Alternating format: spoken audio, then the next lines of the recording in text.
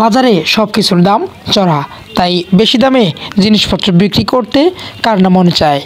অতিরিক্ত দামের পিছনে ছুটতে গিয়ে অনেকেই বেছে নেন অবৈধ পন্থা। কিন্তু বাজারের চোখ মেলেই ক্যামেরায় ধরা পড়ল ভিন্নধর্মী এক চিত্র। মাছ বাজারে যখন ফরমালিনের ছড়াছড়ি, তখন ভিন্ন এক কৌশল বেছে নিয়েছেন এই ব্যবসায়ীরা। পানিতে জিইয়ে রেখে এভাবেই প্রতিদিন বিক্রি করা হয় এসব মাছ। তাদের দাবি, এভাবে মাছ দিনের পর দিন জীবিত রাখা যায় এবং সেই সাথে ক্রেতারা পান তাজা মাছের স্বাদ।